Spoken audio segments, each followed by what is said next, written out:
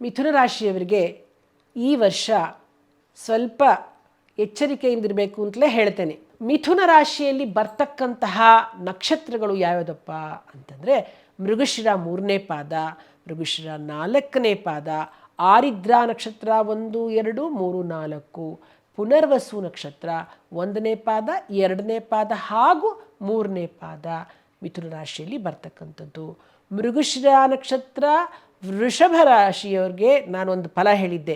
ಆದರೆ ಇಲ್ಲಿ ಮೃಗಶಿರ ನಕ್ಷತ್ರ ಮಿಥುನ ರಾಶಿಯವರಿಗೆ ನಾನು ಏನು ಹೇಳೋಕ್ಕೆ ಇಷ್ಟಪಡ್ತೀನಿ ಅಂತಂತಂದರೆ, ಅವರು ಮೃಗಶಿರ ನಕ್ಷತ್ರದವರು ನಾಗಪ್ಪನ ಅಂದರೆ ಹಾವಿಗೆ ಹಾಲು ಎರ್ಕೊಂಡು ಬರ್ತಕ್ಕಂಥದ್ದು, ಮಂಗಳವಾರ ಹೋಗಿ ಅಥವಾ ಹುತ್ತಕ್ಕೆ ಪೂಜೆ ಮಾಡ್ಕೊಂಬರ್ತಕ್ಕಂಥದ್ದು ಮಾಡ್ತಾ ಇರೋದ್ರಿಂದ ನಿಮಗೆ ತುಂಬ ಒಳ್ಳೆಯ ಫಲಗಳು ಸಿಗತ್ತೆ. ಇನ್ನು ಆರಿದ್ರ ನಕ್ಷತ್ರದವರು ಶಿವನ ಆರಾಧನೆಯನ್ನು ಮಾಡ್ತಕ್ಕಂಥದ್ದು.